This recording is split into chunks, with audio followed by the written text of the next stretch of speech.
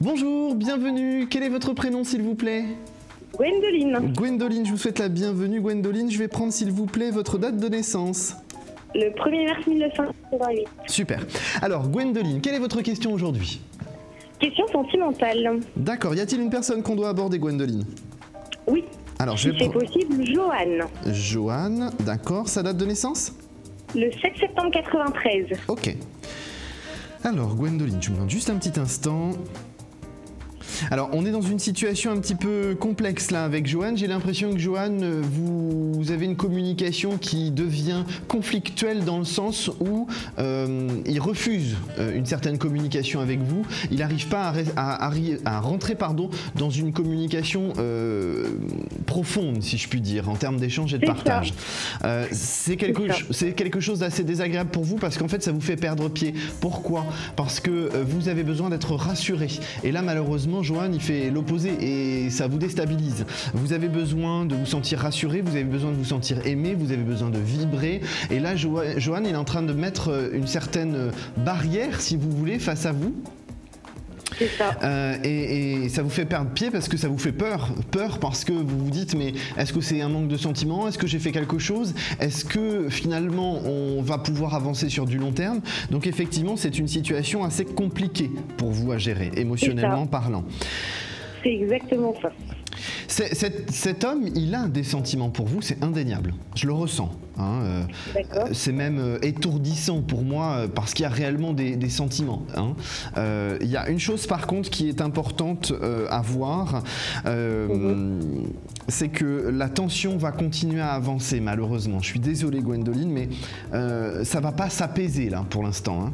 Hein. D'accord. On va continuer dans les tensions. Je vais vous dire un truc, je pense que ça a besoin de péter entre vous, c'est un bon coup. Pour qu'on puisse repartir sur quelque chose de positif. Parce que là, en fait... Oui, ce sera une relation qui va durer. Oui, c'est une relation qui va durer, mais il faut que ça pète, là. Il faut que ça explose. Donc ne cherchez pas à faire que les choses explosent pour l'instant. Laissez les choses avancer à leur rythme. À mon avis, d'ici 4-5 semaines, là, ça va péter. De toute façon, il faut que ça pète, là. C'est comme l'orage. Quand le temps est trop lourd, il faut que ça pète pour que ça soulage tout le monde. Hein. Donc là, effectivement, j'aurais vraiment tendance à vous dire, attendez, laissez les choses se faire, laissez les choses avancer, vous allez voir à quel moment ça va être propice, je dirais, de faire le point. Je n'ai pas de rupture définitive entre vous, il y aura une pseudo-rupture là, hein, d'ici quelques mois, mais ce ne sera pas une rupture définitive, ça va être quelques jours histoire de dire voilà, on s'est énervé, on a dit on se sépare, c'est fini, c'est plus possible. Hein, mais ce sera pas une rupture définitive parce que vous avez besoin l'un de l'autre vis-à-vis de l'un ou vis-à-vis de l'autre, vous avez besoin d'être ensemble et de partager des choses. Il faut simplement que vous cassiez peut-être une routine qui est déjà en train de s'installer malheureusement. Il faut que ça explose. Et une fois que ça aura explosé, ça ira mieux. Mais oui, il y a des sentiments et puis ça va avancer. Il faut que ça avance de toute façon. Ne vous inquiétez pas, Gwendoline. Hein.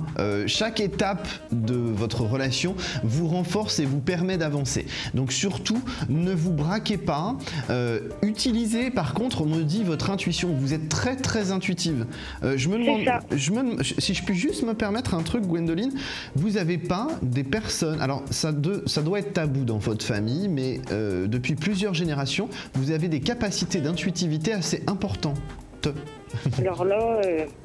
Il y a quelque chose. Réfléchissez à ça. Vous allez pouvoir développer beaucoup plus d'intuitivité. Mais suivez vraiment votre instinct. Vous avez un très très bon instinct.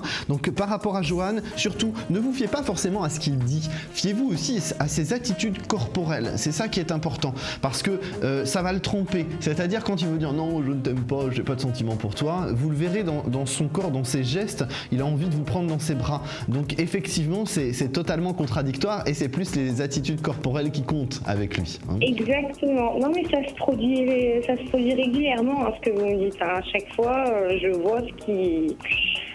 il laisse paraître une chose, mais il en dit l'inverse. Et au final, c'est ce qu'il laisse paraître.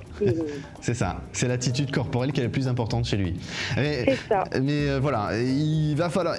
Il a quand même une adolescence, entre guillemets, qui a été compliquée parce que j'ai quand même un manque d'amour pour lui, hein, dans son enfance et son adolescence. Il a été en conflit avec ses parents pendant pendant plusieurs années. D'accord. Donc, si vous voulez, par rapport à ça, c'est ce qui se traduit aussi par une différence entre son attitude corporelle et ses actes de parole. Donc, ne vous inquiétez pas, tout va se mettre correctement en place. Suivez votre instinct. En tout cas, je vous remercie de m'avoir consulté, Gwendoline. Je vous souhaite une bonne continuation et je vous dis à très bientôt. Je vous rappelle mon prénom, c'est Thomas Dana. Mon identifiant, c'est le 3048. Très bien, merci à très beaucoup, bientôt. bonne journée. Bonne continuation, au revoir.